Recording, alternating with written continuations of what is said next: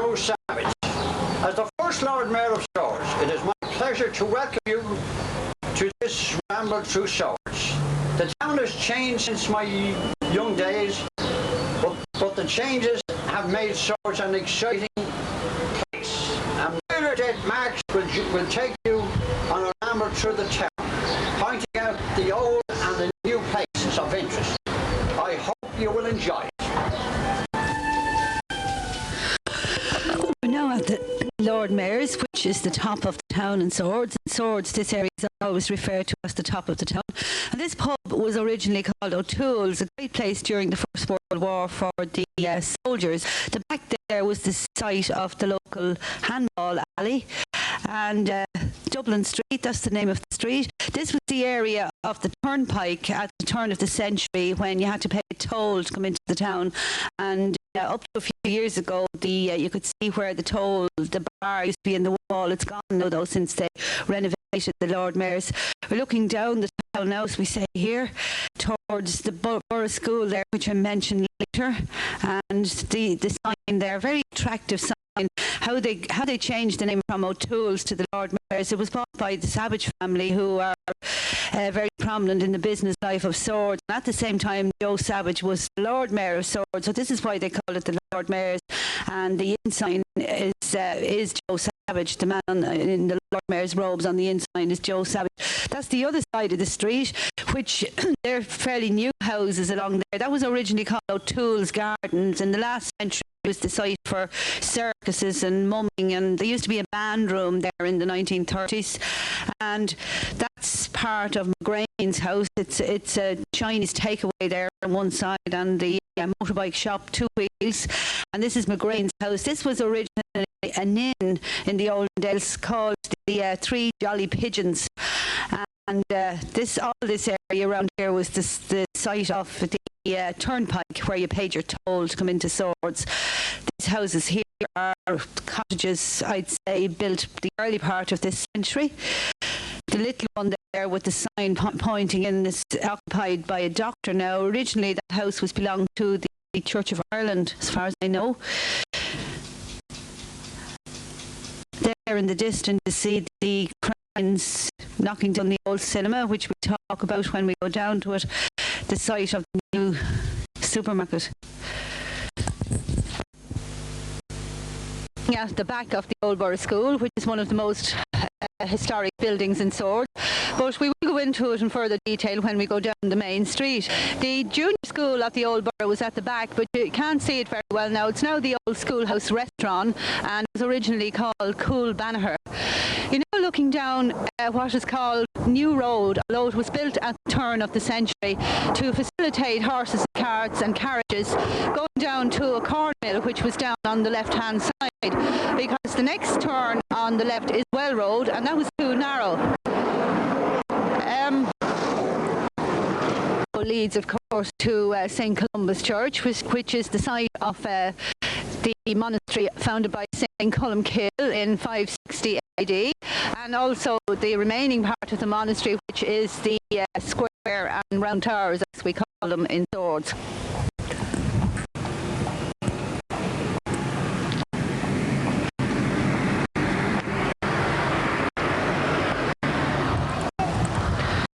We're now looking at some houses at what we call the top of the town. Nothing very spectacular. They've been there since the early part of this century. The one on with the Range Rover outside is possibly the oldest one, and it used to be thatched, but it has been modernised a little bit, but it's been there since about the turn of the century and was originally owned by people called Donnelly. Further down in the distance you see the site of the old Sword Cinema, which is now gone, sadly, for some people, because they spent very romantic times there in the past, but it's now the site of a new supermarket. We're now looking across at a building which is housing First National Building Society, comparatively new building for Swords. I'd say it's there possibly about 15 years, but as you will see, it blends in very well with the other old houses around, and it did in fact win a prize, as far as I know, a few years ago in the Tidy Towns competition for the best building. The small cottage across the road houses the shoe repairer in Swords, as you can see, Murray's. But it's been there a long, long time. It's been there since before the turn of the century, and it was originally the house of the sexton of the Church of Ireland, of the Church of St. Columba, which you might see in the distance up at the back. Very old house indeed. We're going to look at the site of the River Cafe, which is across the road. And in my childhood, I remember there were two houses there and two hall doors. One occupied by Tommy Lowndes, very old Swords name. I'm sure many of you will remember him, the late Tommy Lowndes. And the other house was occupied by people called Crow, as far as I remember, who he was an insurance agent. So there's nothing else very spectacular about the building, except it's a restaurant now and seems to be doing fine.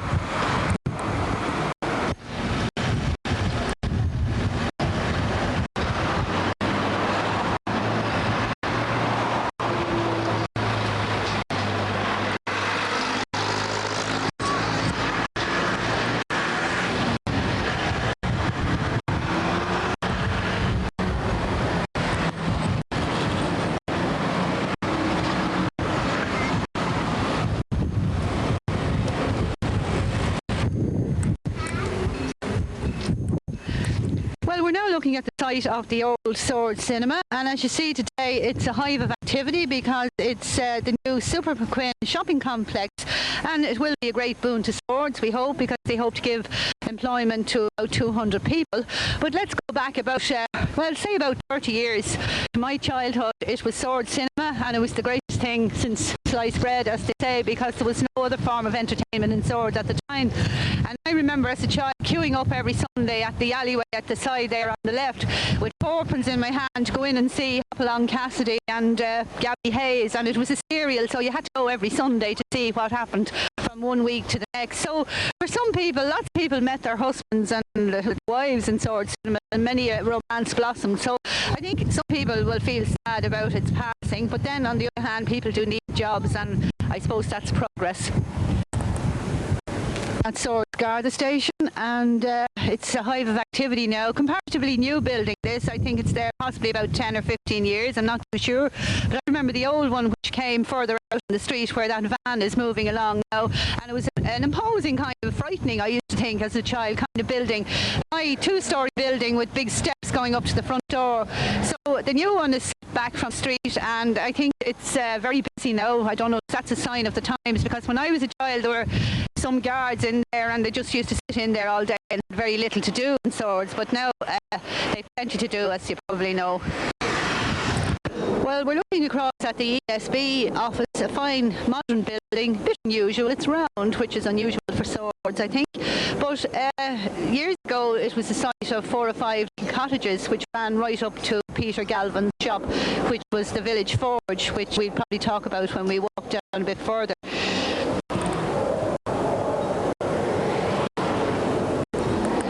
We're now looking down Well Road, and the big tree there is the site of St. Columkille's Well, of course, which gives the road its name.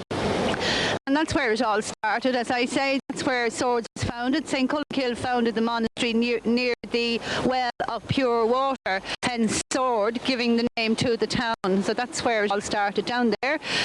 And there is a tradition in the town, or a legend, that there's a mark down in the well, and it's supposed to be St. Columkille's footprint, but I don't know if that's true or not.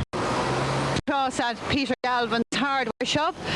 And this, about 20, maybe 25 years ago, was the site of one of 2 forges in the village of Swords. This one was Donnelly's forge, and the other one, Ryan's, was down in North Street, which we'll probably talk about later on. Donnelly's forge was a great place to go and have a chat around the big fire and talk about what was happening in the world. And thankfully, the bellows and anvil of the forge are still in the possession of Mr. Peter Galvin, and he will be donating them to the new Swords Museum, which will be in the Carnegie Library in the town. And there is a story about the 2 Donnelly brothers who owned the forge, Matt and Mick, and I think they had a bit of tiff and they didn't speak to each other for a long time, and one worked out the back and the other worked out the front. But that's the story in the town. I don't know if they ever worked out the differences. That's it anyway. Well, we're we're now looking at the old Borough School, and as I said before, we did have a back view of it earlier on. One of the most historic buildings in Swords. It was built about 1818 and designed by Francis Johnson, who is a very famous architect. He designed the GPO and the Vice-Regal Lodge in Dublin, which of course is ours in Oakthorpe now. And there's a lot to be said about the old Borough School, and maybe we should say something about boroughs. Swords was a borough since way back, and they sent two members to Parliament from the borough of Swords. But in 1800, the borough was defranchised by the Act of Union, and Swords got £15,000 to build a school for the education of the poor of the parish. And it was an interdenominational school. Everybody went there. It was the only school around, a sort of school where you didn't have to pay a fee, if you like to put it like that. But eventually, there's a long story attached to it, and it's too long to go into now. But Catholic people broke away and built their own school down the Seatown, which was called the New Borough School. So this school is still in operation, fine building, and I'm delighted personally to think that it's still being used as a school, and it's under the governorship of the Church of Ireland, and I think they maintain it very well, the Church of Ireland parish in the town. And in fact, last year they had got an award from In the Tidy Towns for the best old building in the town. They got an award from An Taisce Fingal. Course leads to Malahide and the townland of Mountgory. The road, an old Rokes map of 1750 shows that road wasn't always there, so it's comparatively new. At one time, the only way to Malahide from Swords was round by the estuary, round by Seatown, as you probably know. But I think the story is that one Lord Talbot or other had this road built to facilitate his carriages. And possibly when the railway came to Malahide too, they needed a better road. I'm not too sure about that, but it's the Malahide road anyway. And the place to the left, which you can't see very well now, is known locally as the Gut, but we'll have a better look at it when we go further down the street. Well, we're looking across the street now at a fine modern looking house which is beside the old Borough School, but originally there was a long thatched house there. I remember it actually in my childhood, and it was owned by a family called Walsh, and around the turn of the century they were very famous. They were pump borers and plumbers, and I think they put central heating as such and boilers into all the great houses around the area, including places like Newbridge and Rathfield Hall and possibly Brackenstown House.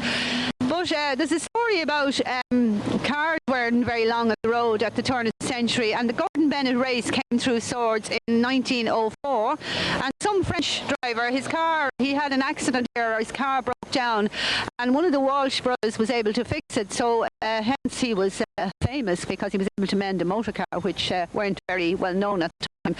So that was Walsh's, the pump borers. The two houses across the road are comparatively new. Well, if you can call about 50 years old new.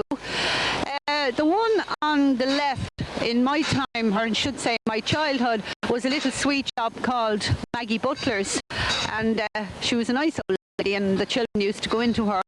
I forget who used to live in the other one, but they're there about 50 years, I should think. Well, this house is now the tire centre, but was originally, going way back to before the turn of the century, it was a shop called Weldon's, who was the grandmother of a well-known Swords family, the Longs, and the building at the moment is still in the possession of one of that family. There's nothing else very spectacular about it. I think it used to be McDermott's in my childhood, and I remember an old uncle of mine going in there for a jar, as they say. But it's a very old building.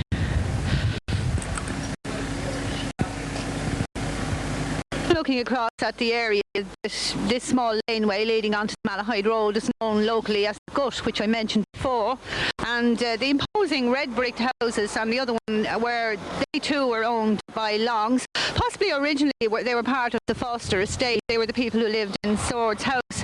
But unfortunately this area is going to be changed, because I think there's going to be another shopping complex here, but there again it'll give employment and it's progress, as I keep saying.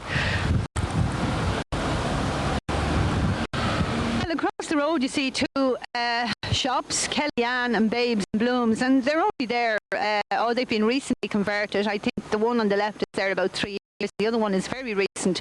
It's a very old house actually. It was originally owned by the Coleman family, who are a very well-known family in the town. One of them was Richard Coleman, or Dick Coleman, who was associated with the 1916 Rising, but his house is further down, so maybe we'll wait till we go down there to talk about him.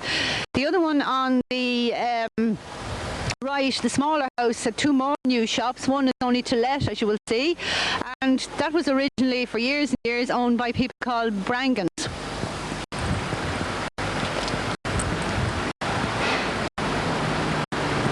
House across the road is unusual, but it's not that old. I'd say possibly about 55 to 60 years there, built by a man called McGonigal, and I think his son does still live there. And the one next door was, there was always an old house there, but the small one next door has, I'd say about 10 to 15 years it was refurbished. Nice little house.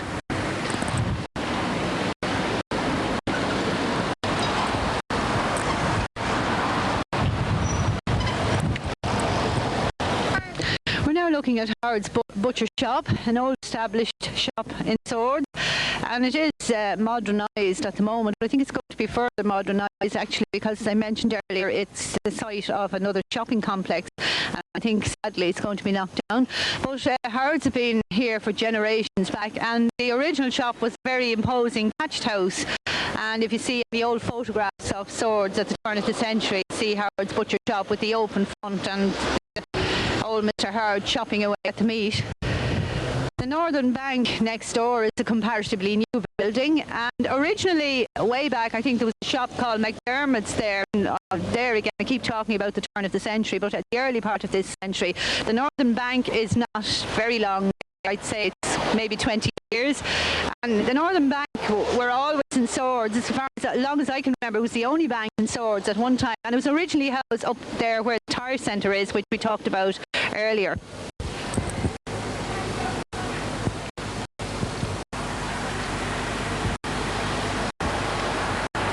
Well, the row of houses along here have been here for a long time. They were part of the Foster estate, who owned Swords houses, I keep saying.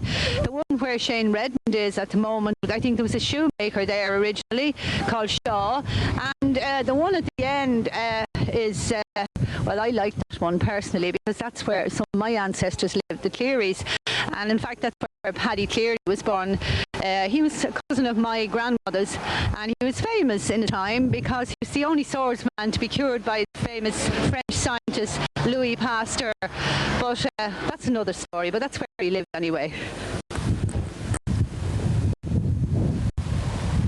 Well, we're now looking across at where there's a new building being constructed, and hopefully, I think I heard they will actually keep it in line with the other old buildings. So most of the new buildings in the town seem to fit in with the old ones. But this originally was a house where there were two houses there. The one on the left-hand side, a man called Swan, Christy Swan, lived there. And he was the local bread man, very well-known character. He worked for Dunn's Bakery, which was down at the back of Swords Castle. The ovens were up against the castle walls. So that was where Christy Swan lived, and most locals will remember him, and he was very well known in the area. The other is a very old house as well, the Acorn. In my time there was always, it used to be Paulie's shop in when I was a child, and I think there was always a shop there.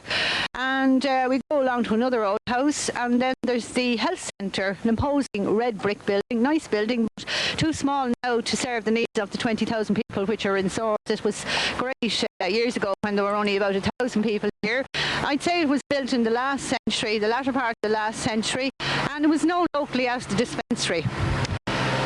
The other small house was possibly belonged to the Church of Ireland, I think, and the one where the Hawthorne Hotel is, there again in my childhood, was a little shop called B. Kiernan's, and then Hardy's, and it's now owned by Larkins, who turned it into a hotel and seems to be doing fine.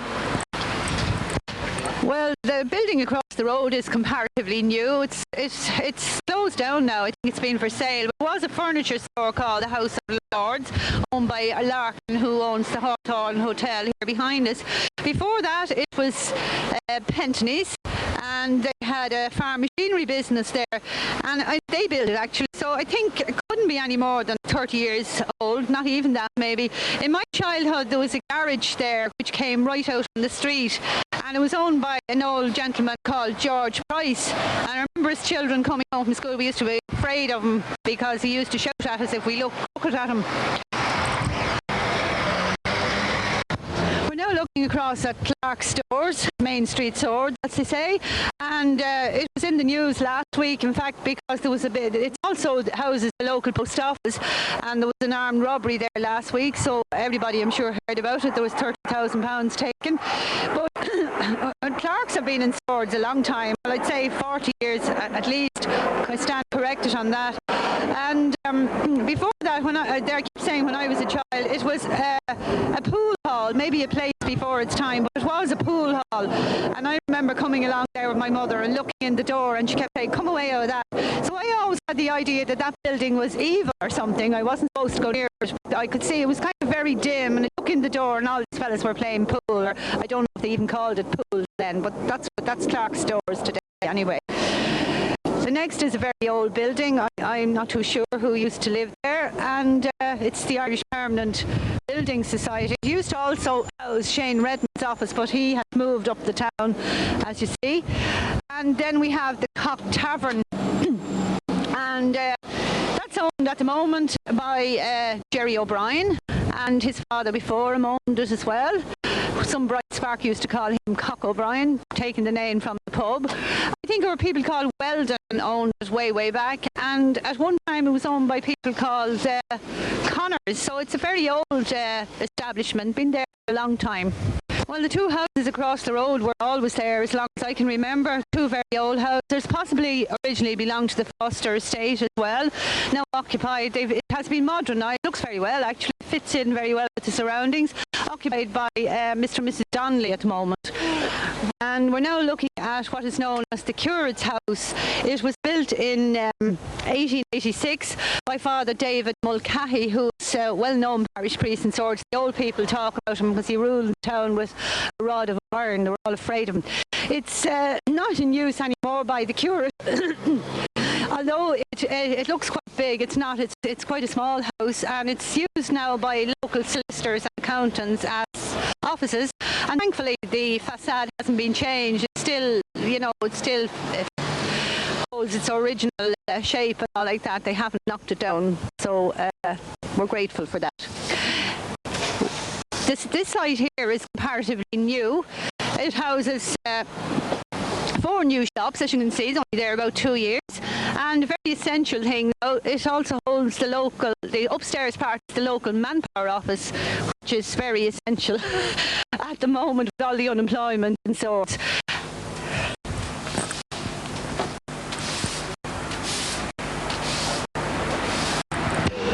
Well, looking across now out of an imposing modern building which houses, or did house, I should say, the Agricultural Credit Corporation, but you will see it's for sale. Signs at the times, maybe the poor farmers are not doing well, and this is why it's for sale. But originally there was a thatched house there, very historic house altogether, owned by some people called Duff, who are very well known family in Swords. It's where the Sinn Féin and Gaelic movements met. It used to be called the War Office, and it was run by the Black and Tans during the Troubles. And all the Duffs were all involved in the 1916 Rising, very Republican family altogether. Across the road now is called Old Walls, and I think before that there was nothing there. I was reading something about Swords at the turn of the century, and it was just a site called Old Walls. So this house was built approximately 50 years ago by Mr. Mark Taylor, and they lived there all the time up to recently. There's nothing else very spectacular about it. It's a comparatively new house.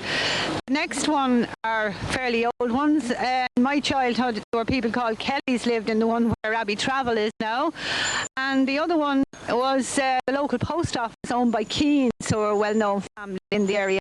And I remember as a child it had a very imposing old-fashioned shop front, one of the ones which we fight to have preserved now, but unfortunately it's gone.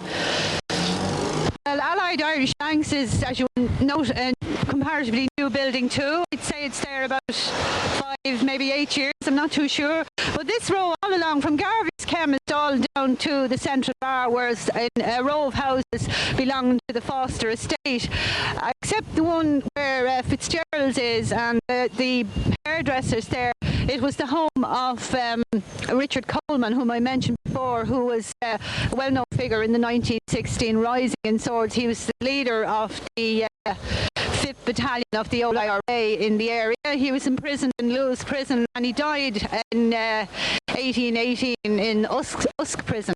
Famous character, very famous family indeed around the area, Colemans. They were teachers. His parents were teachers in the national school down the town for years. The Central Bar has been there a long time. Different names. I think it was called the Greyhound at one time. And way back at the turn of the century, it was Glasgow's. There was a man who owned it called John Glasgow.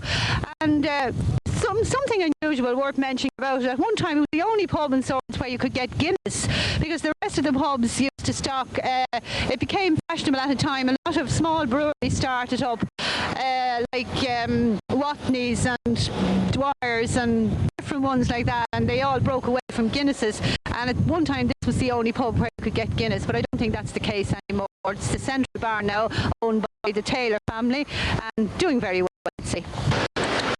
Well, we're talking about Taylors, who are well-known business people in the town. They own pubs, and the shop across the road is the local drapery store, hardware, etc. This was originally Early's Hotel, which goes back generations. It was there the time of the stagecoaches. It was a place where they used to change the horses on the way to Drogheda, and there was a stable up the lane at the left where the horses used to be changed. And there was a well-known saying, "Welcome to Swords," says Peter Early. I'm sure some of the locals will remember that.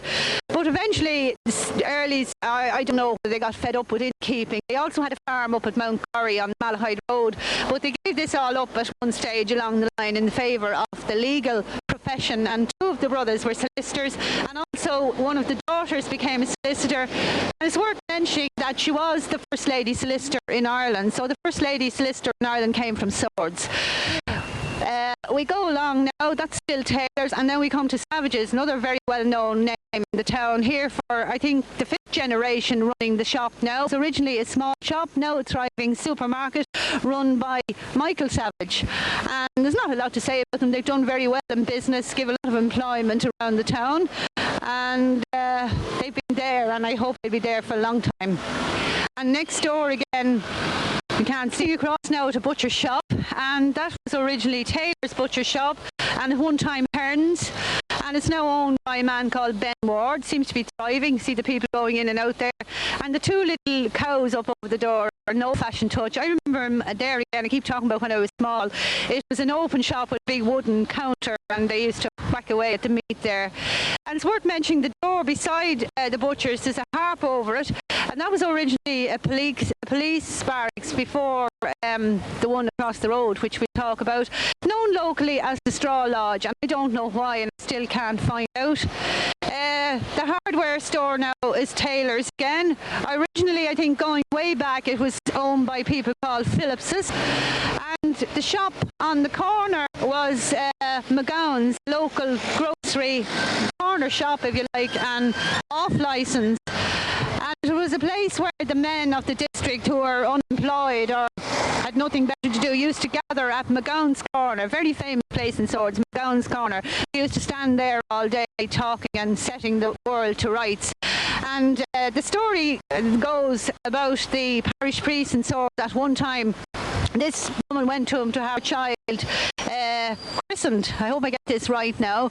And he said, "Oh yes, madam." He said, "I'll christen your child, all right." No, I've got it wrong. I knew I would. "I'll baptise your child, all right, but if you want to have it christened, go to McGowan's Corner." That's a very famous story around Swords. We're now at a very old part of Swords, the focal point of the town, in fact, and it's Swords Castle, which is not a castle at all, really. It was an archbishop's palace built by the Norman Archbishop Cummin in the year 1200 as a summer residence. But they didn't use it very much. I think they got fed up out here in Swords, because in the 1300s they moved out to Tala. One of the bits worth mentioning that there were three archbishops. The first one was Archbishop Cummin, Archbishop de Bicknor, and Archbishop Henry de Lons, or Henry of London. And And it's said around the area that the Lowndes family, who are still flourishing in the town, descend from the Norman Archbishop Henry de Lon, so his descendants are still here. But the castle is still there, a very imposing building, despite the fact that it's fronted now by Ryan's Bar. That used to be Terrell's originally. It goes back a long time. Some people think it shouldn't be there at all, that it takes from the castle. I'd be inclined to agree, but it's there anyway. It's been there a long time. The next one is, there's a little men's hairdressing place, and then Swords Plumbing, a little drapery shop. Way back, about 40 years, that was called the Co-op, run by a colourful character from Cavan called Tim Clark, who was very well known around the town.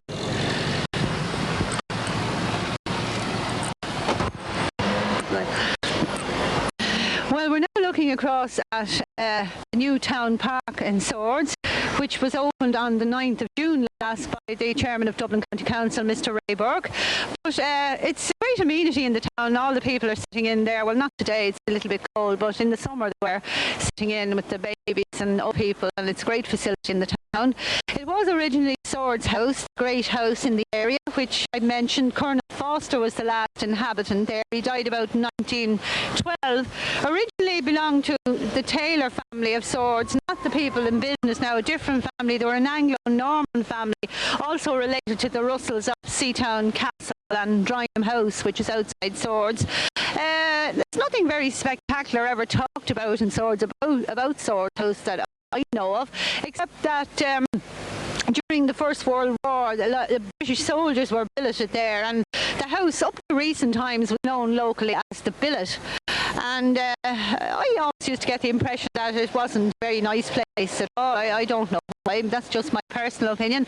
But it is the centre of the town, and Swords new town park now, and thriving as a park. Very great facility. What is known locally as the Chapel Lane, because it leads to the chapel, of course, the Roman Catholic Church of St. Columkill, which is up the lane, and that was built on the site where there was a church since the 1600s, and the site being given by Colonel Foster of Swords House. Originally the Chapel Lane was about half the size it is. It was much narrower. There was a harness maker's shop called Fagan's there up to the 1930s, and it was knocked down and the lane was widened to make way, as I say, for the local public convenience, which is round the corner. But we're now looking across at the Star Bar and Lounge, which has belonged to Taylor's. Very imposing building, a nice building. In fact, they won a prize on a few occasions in the Tidy Towns competition for the best building. And it was originally a thatched house and burned by the Black and Tans during the Troubles, because the Taylors were all involved in the Rising as well.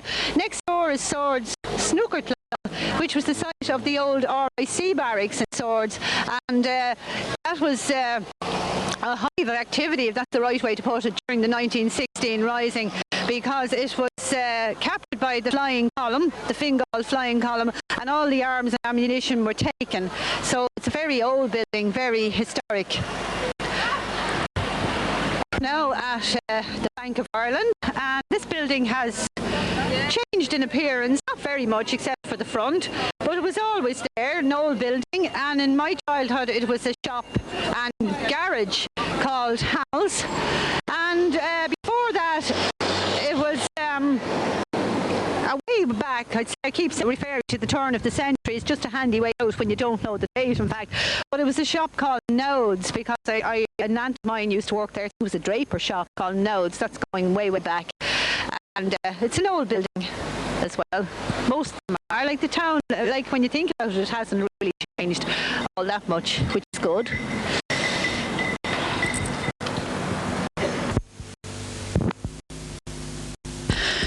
Well, we're now coming near the northern end of the town, and we're standing in the yard of what's now Swords Youth Centre. This was originally the New Borough School, built in 1856 by Father Thomas Kiernan. And when we talk about the Old Borough School up on Main Street, we mentioned the controversy which was between the Catholics and the Protestants. The Catholics wanted to move out and build their own school. So this, after a lot, it was going on for years, but eventually this is the school they built in 1856. Very fine stone building, and it did house the boys and the girls at one stage, and then they built another school for the girls further down the town, which we'll come to on a ramble. It's used now mostly as a youth centre, and I think the boxing club is in there, and that's the teacher's residence there on the left. Very nice house, that nice design, little architectural gems these are, I think. Dreadful to see them knocked down or anything like that. And there is some talk of building another school on the site, but hopefully it won't take place. And all this land around here belongs to the new borough. In the distance there you see Seatown Villas, or Glockamara as we call it here. And this was the first housing estate, as we know housing estates today, which was built in Swords. It's a county council estate, built about 1949, when the song How Are Things in Glockamara was all the rage. And the doctor here at the time, an old character, Dr. May, he christened these houses Glockamara, and they're still called Glockamara, or the Glock, but Seatown Villas is the proper name, and I think some of the people now maybe mightn't like it called that at all, but it's affectionately known as the Glock.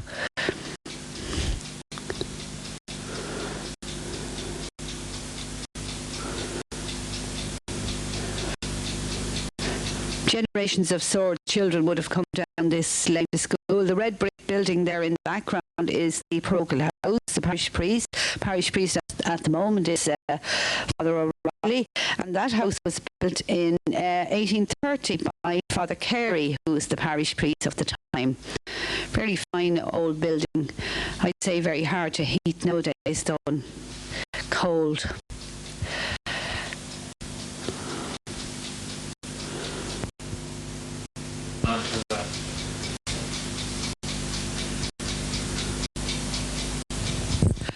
Well, we've walked down the Seatown Lane and we're looking across the back view of the Swords Castle there, and I think those houses should never have been put there at all. I think they take from the view of the castle, but they've been there a long time now, so I suppose there's nothing we can do about it. All along here, the Scholar Bookshop, but these are very old houses. In the 1930s, this was a little hive of activity because there was a shoemaker's here, Agnew's, and there was John the Barber along here, and an aunt of mine had a little sweet shop along here as well. That was Marks's. But they're still the same. I think originally these could have been potwallopers' houses, but that's going back a long time, and we haven't time now to talk about the potwallopers. We'll tell you that story another time. That's a solicitor's office, McGonagall's. This one, unfortunately, has been boarded up or blocked up. This little one here, that belongs now, there's always been a sweet shop there in my time. That one belongs to Miss Heavey now. This one here that's fallen down was belonged to Jones's, and he was a sergeant in the RIC, and the last Protestant sergeant in the RIC to be in Swords, because in those days they were always Protestants, but then something happened and anyone was in the RIC. Well, maybe that's not the right thing to say. We're looking back across the Newtown Park, St. Columba Church there in the distance, and that was built in 1827 by Father Carey, and it's built on the site of where there was a church since the 1600s. Nice little bus going along there. That's the new bus that goes to Kinsale, new housing estate, about 2 miles away. So that was, as I mentioned before, where that lady is walking along there with her pram. That's the Newtown Park, which was opened this year on the site of the old Swords house. Now, the spire of the church looks very impressive there in the background, and that was rebuilt, reconstructed in the 1950s by Canon Kelly, who was a very colourful character, who was a canon here in Swords for a long time. He was a big Kerry man and a very learned man, very great man for the poetry and reading, and very cultured. But he collected a lot of money to put the new spire on, and it was built by Howards of Swords. Now looking at the corner shop, that's the corner of the Seatown Lane, and it up to now it has housed the offices of Swords Community Council. But when I was a child, that was Dairy Ryan Sweet Shop, little pokey place on the corner, very quaint, where you got your penny worth of sweets.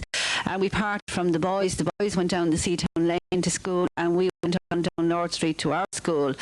And it's been refurbished lately. They're going to have some community workshops in it for the unemployed. That one used to be Murphy's Bicycle Shop in my day. Always a big fire in there. Great place to go in and have a chat and an old yarn and the bikes outside the door.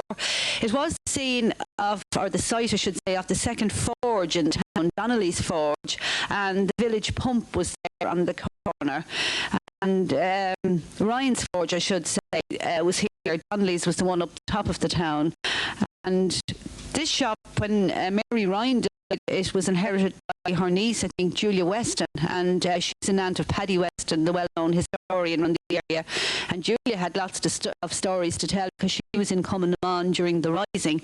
We're now looking into the courtyard, which is the yard of the courthouse.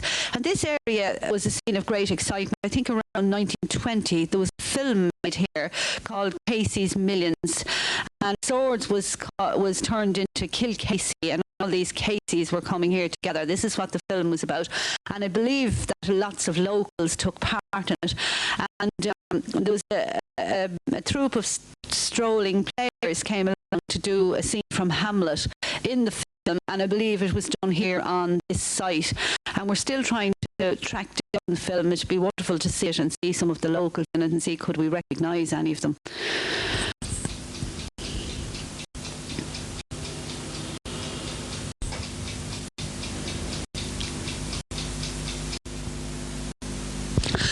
Well, we're now looking at Swords Courthouse, fine stone-cut building built before the end of the last century and still in use.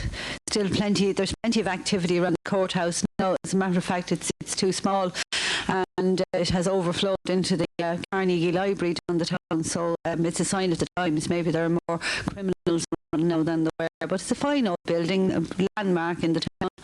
And I remember when I was going to school, I used to run along up. There's a step all along the side, and you had to sort of walk up on that. You didn't walk on the footpath. You had to walk up the steps along the side and down those other ones there.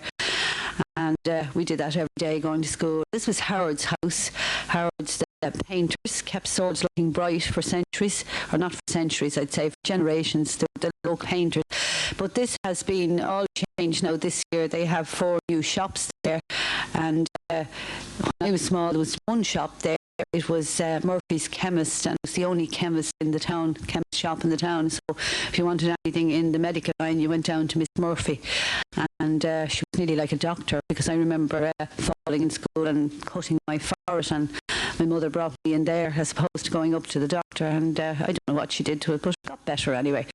But this area has changed a bit, and maybe for the better. Nice little shops there anyway. This is Swords Community Centre, this area, this building, and it was originally the vocational school, or the tech, and it was the new tech in my day, built in 1956, because before that the tech was in the Carnegie Library down the town. Carnegie Library housed a lot of things in Swords, but it was built in 1956, and then it got too small, and they built St. Finian's College up at Castle Farm. The building was vandalised, and it was taken over and refurbished by Swords Community Council in and opened in 1984. But now, with the number of children and people around, it's been used as a school again, and there's a bit of controversy going on as to whether they'll build a new college there or not, or whether they will build one somewhere else. But it's a nice building. It's comparatively new, and still it looks old. It's stone, and it fits in with the area. And the community council are in there, and well, I mean, they need a place very badly, so let's hope that they'll work out their differences and settle, and maybe build a new school somewhere else. So in my day, that was the new tech, and we thought it was a great thing, because when we were going to school, we were told if we did well and won prizes and all sorts of things, they'd build a new tech in Swords. So when we went and we won the school's drama league twice, we won first prize in All Ireland, and they did build a new tech. So I think I played a small part in having that building erected there.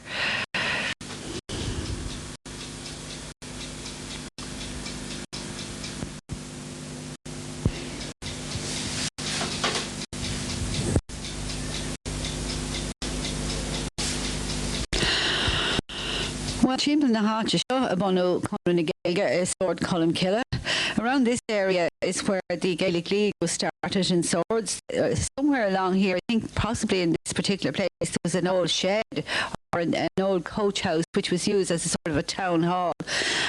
And the boys used to meet to learn Irish, and they had the football clubs used to meet there, and they'd bring in a barrel of porter, and they had oil lamps, and great shenanigans went on there in that area until the library was built, and then they moved on there. Now, this building was the site of the boys' home, the Smiley's home, or the Bird's Nest, and it's two houses now. The first one is Heenan's, and the other one is Keen's. And we're back in the Conran na Gaeilge place again. It's a turf accountant's office now, as you can see. But these two houses were originally the Bird's Nest, and before that again it was a hardware shop owned by a man called Clooney. And there's a funny story told about those days. You went into a hardware shop and you bought a coffin. There were no undertakers as we know them today, and it seems some itinerant or tinker went in looking for a coffin. He said his father had died, but he didn't know what size he was, so Mr. Clooney was supposed to have told him he could take one away and see if it would be right, and if it wasn't he could bring it back.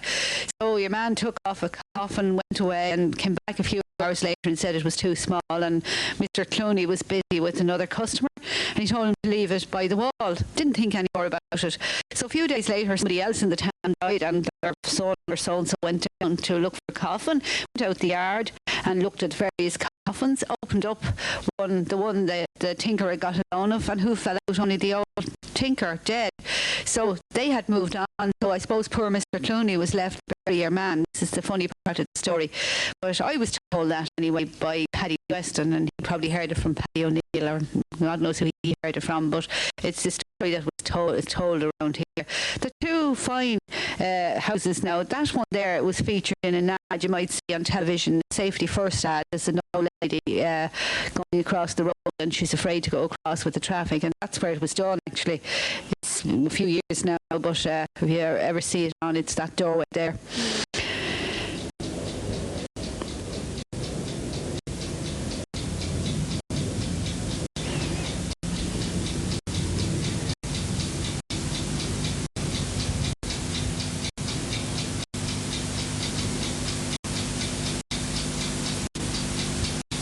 I was going to school, Mrs. Keane used to live in there, and she was the head teacher in the girls' school.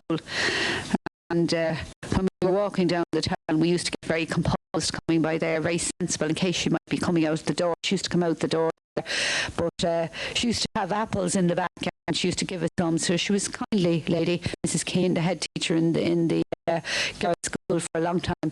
But we used to get very sensible coming by there in case she'd be coming out. And then you went on to further, there were two more teachers' residences. These are nice little stone cottages along here.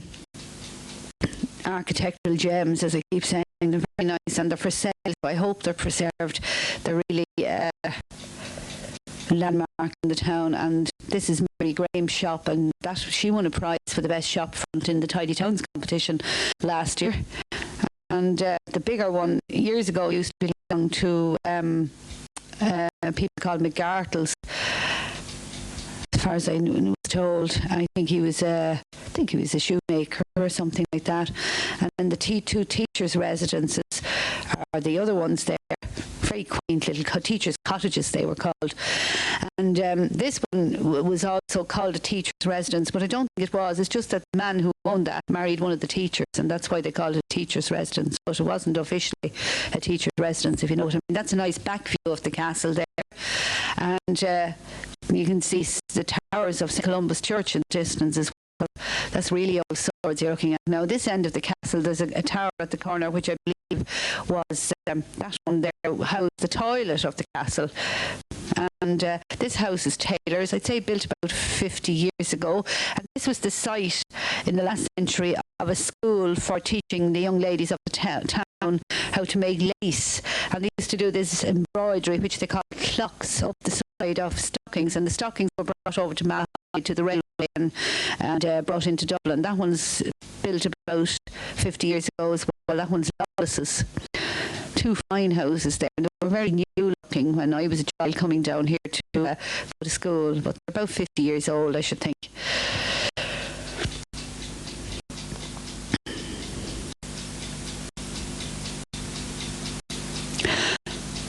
this one here, Lawless's, have lots of businesses going on in their yard now. It's well known around the place as Lawless Yards. There are all sorts of little businesses going on in there.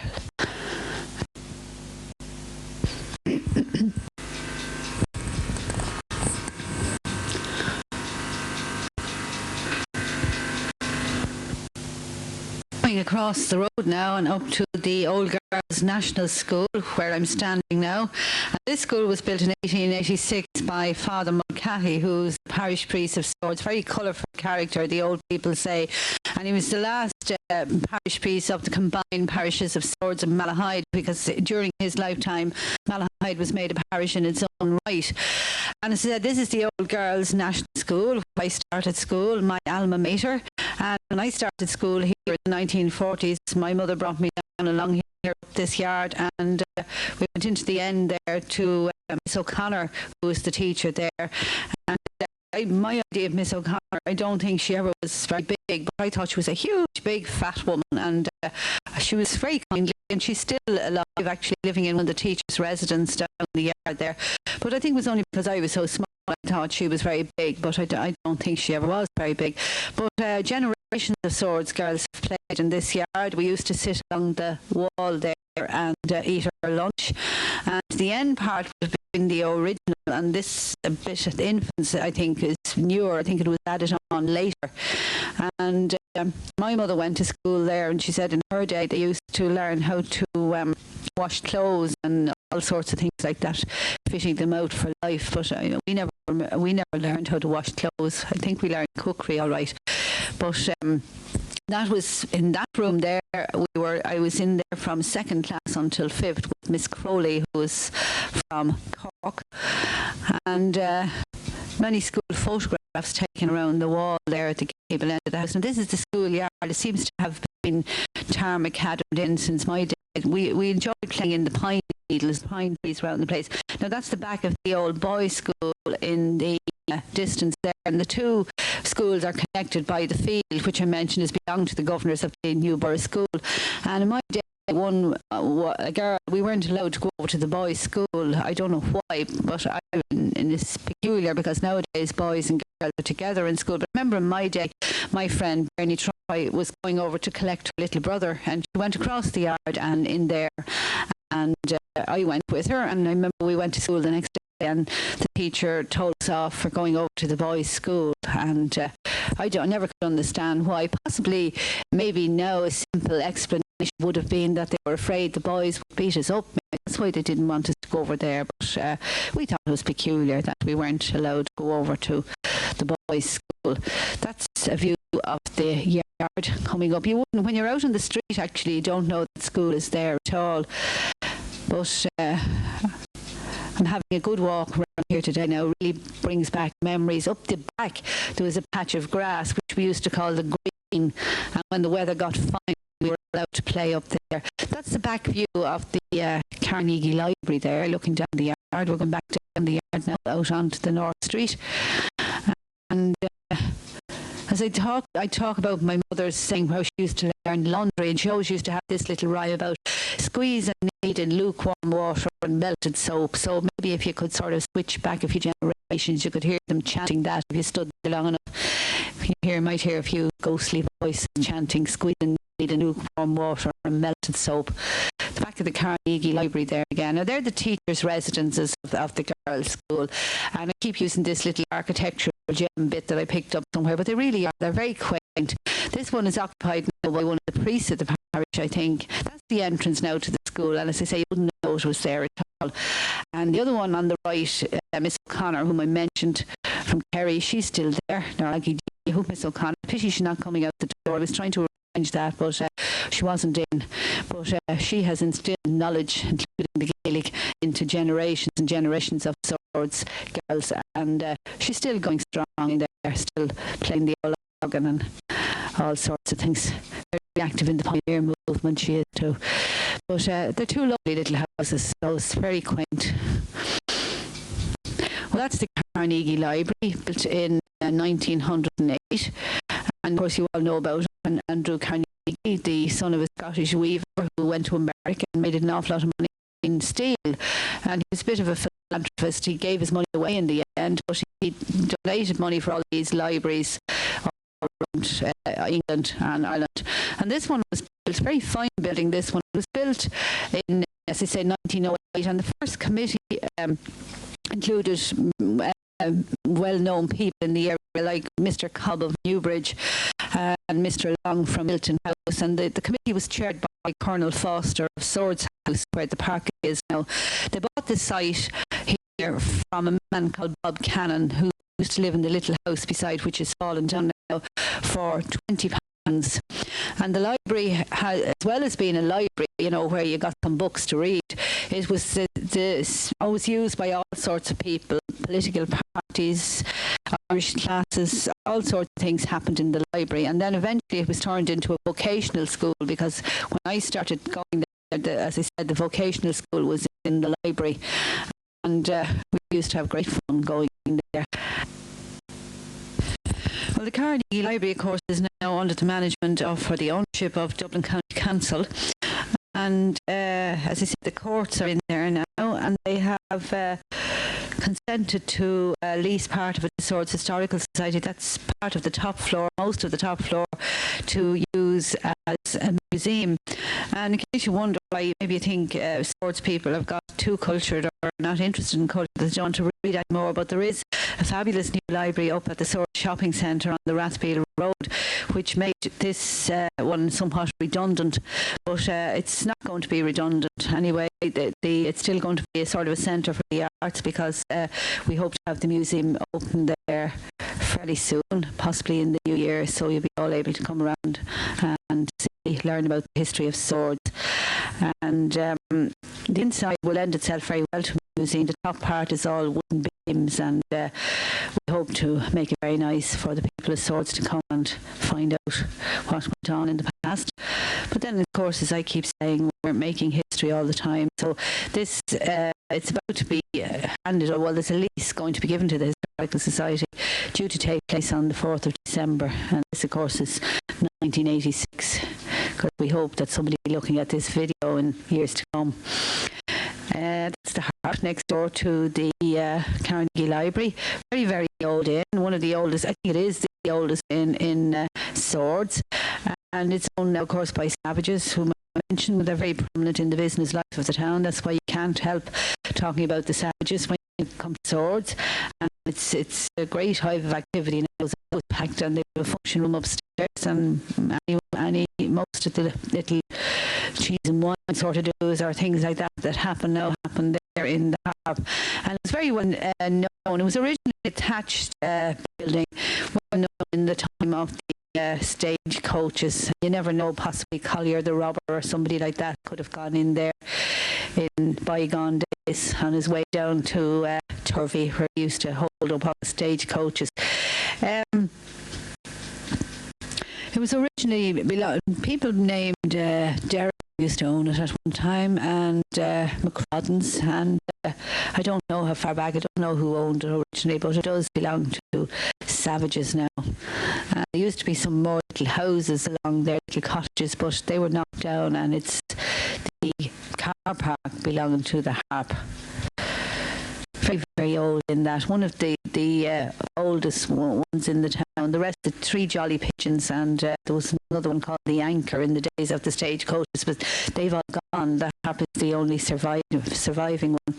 We're looking across there. There are four nice houses there. They were built, I'd say, probably in the 1930s, maybe before that. Four nice kind of county council houses. Always very well kept, those ones there. This is a garage that used to be, I don't know, I think that used to be a field, because there's a house down further, Donoghue's, which I believe used to belong to a farmer called Long, and there were lots of families of Longs around the town, and this one, an old man told me one time, was called Longs of the town. So it was possibly they used to have cows and that in there, but it was then belonged to O'Donoghue's, and they own that little shop, and now it's been taken over by somebody else. In the back there now is taken to be a place where the circus comes in now. It used to be in there, and they have all these amusements in the back there. Duffy Circus actually, I think, are in there at the moment. I think they stay there for the winter. very interesting people, the circus people. Actually, I've been talking to them there. That maybe is a source of another video to come, you never know. But lots of little businesses in there. These houses are built on the side of a row of, there used to be a row of single-storey cottages along there, and these houses were built in the early part of this century, and they were called Virgin's Row in the town. The sorting office used to be, you see a postman coming along there. I think the sorting office was somewhere along there temporarily till before they built the new one. This is the Big Tree, and this is owned by Taylors, another prominent business family in the town. They own the Star and the Central Bar, which we mentioned when we were on Main Street. Now, the Taylors came from, old Mr. Taylor came from, the story goes about the horses knew the way home, that the men used to fall asleep, but the horses always knew the way home to rush. But there was a law in those days saying that you couldn't be asleep or in charge of a vehicle.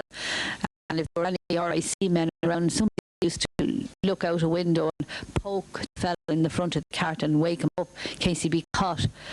This end of the town, that little where the fellas go on the bike, that was originally known as Drogheda Street, and down that way to the left would take you to Balheary, and over Scottstone Bridge. There's a bridge you can't see, and there's a bridge at the Big Tree called Scottstone Bridge, and people often ask how it got its name, but one theory I heard was that the other turnpike in the town was out there at Glisson Hall, and you had to pay to come into the town. That would have been coming in from the northern end.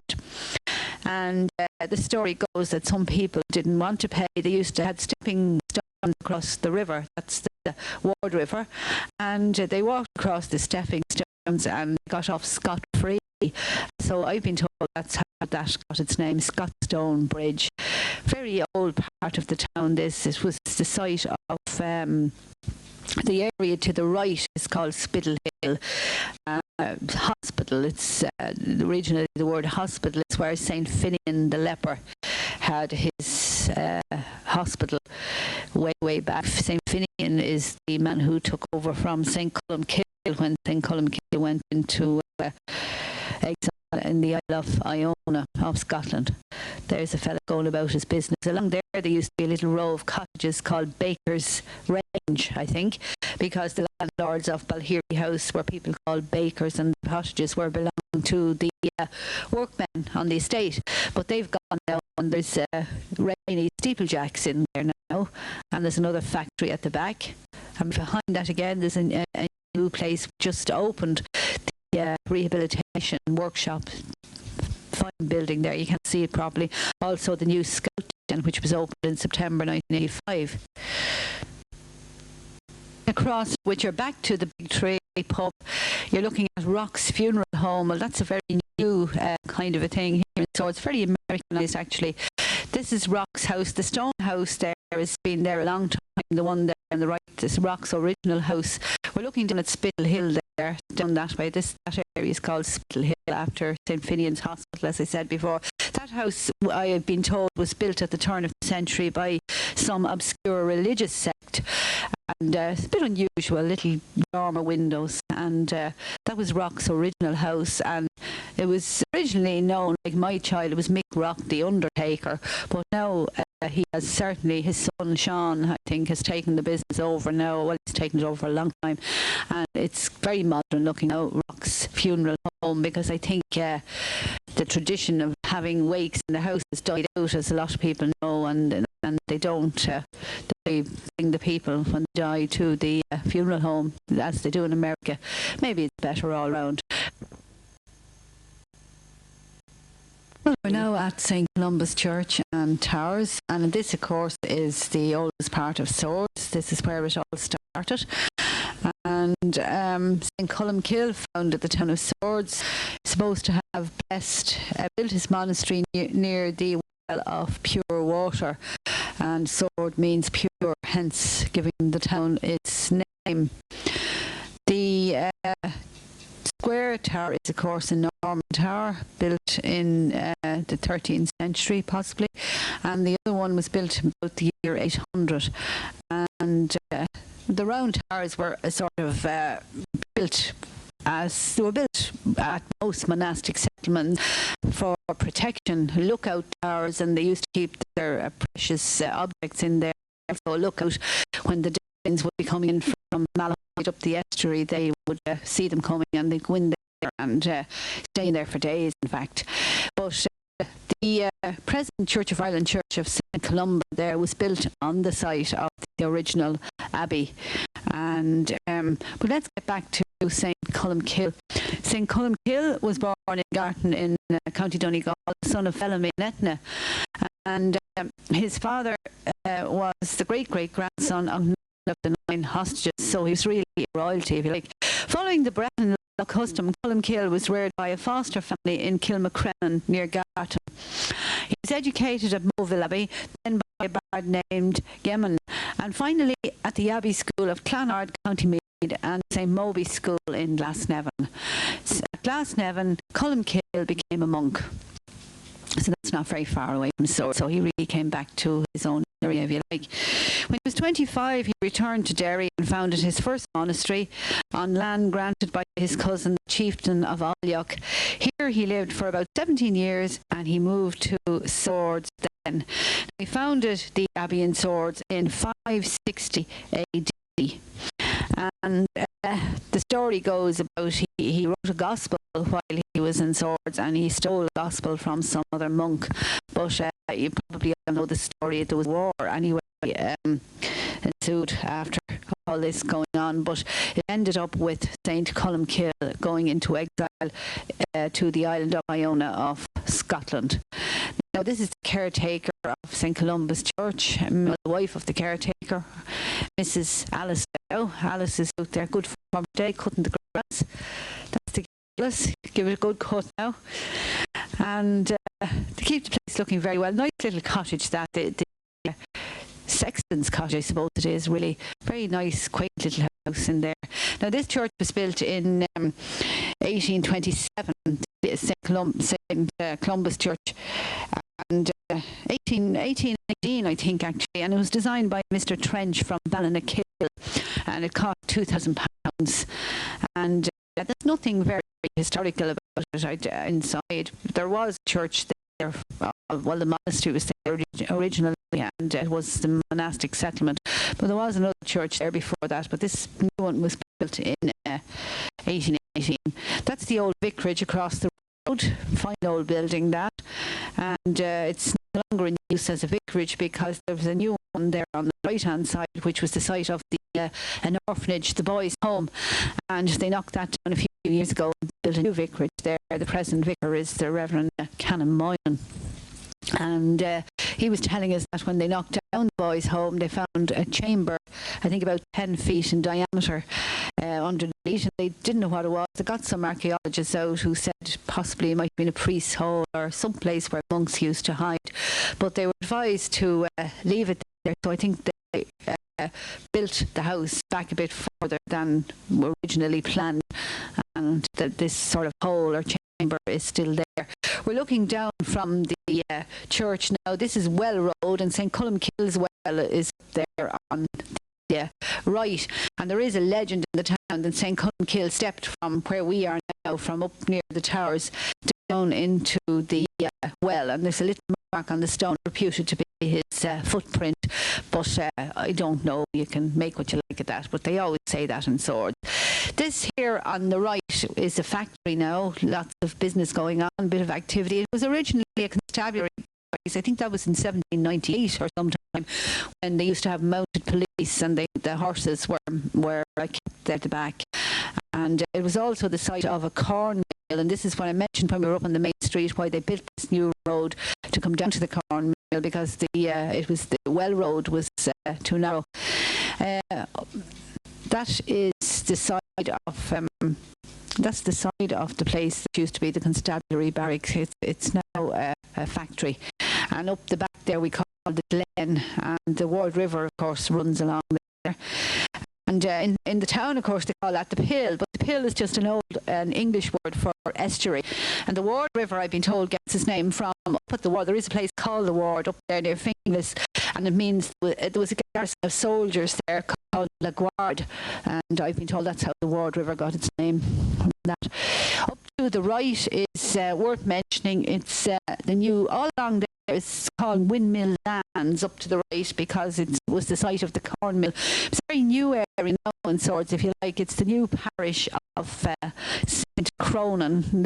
St. Columba Church has branched out of that. It got too small for the number of people who are, like when you think about 25 years ago there were 2,000 people in Swords, now there are nearly 20,000. But we've got three parishes now. One is up there to the right, St. Cronin's, called after St. Cronin, who founded Glassmore Abbey. I think we have a little picture of it later on coming up. But I don't think the settlement was there very long, because the story goes that on one Christmas Eve the Danes came in from the estuary from Malahide, and the monks were at midnight mass and they sacked the monastery and killed all the monks, and I don't think it was ever rebuilt. There's a bit of a ruin there still, which we'll show you later on, but that's how it got its name, St. Cronin's Parish. Thriving new area up there to the right. This is the back of the old vicarage, and there's another little house in there we call the Little House, and it's orchards, very fine kind of land, and the river running through. Very old part of Swords. Actually, in there to the left, there's a lane along the river which we call the Hollow, and that would have been the old main street in the old town of Swords before the new roads were built up, the main street as we know it today. We're still in the cemetery here at the side of the church. Along there is the grave of a man called Sweetman, who was closely associated with the United Irishmen. And the Sweetmans were a very well-known business family in Dublin. They owned a brewery. But this man, John Sweetman, became connected with the United Irishmen. And I think he's also the same man. He was an amateur architect. I think he's also the same man who designed the Pro Cathedral there in Dublin. How he came to be buried in Swords, no, I'm not quite sure. But there are Sweetmans out around Rush and Lusk and Ballyball and that. So it is a North County Dublin name. We're looking at the Norman Tower there. It's 11:30. Sunny kind of morning. And this is the side of the St. Columba's Church. You might have seen the sign at the gate that says St. Columba's Church of Ireland. And some people ask, why is it called St. Columba's and the other church is called St. Columkille's? Some people think there are two different saints. But no. Columkill means the dove of the church. And I was telling there earlier about when he was right up in Garton and Donegal. He was very religious, and when he used to go to play with the other children, they used to say, here's Columkill, he was the dove of the church. And Columba is just Latin for the same thing, so it is the same saint, in case anyone wonders. St. Columba and St. Columkill are all the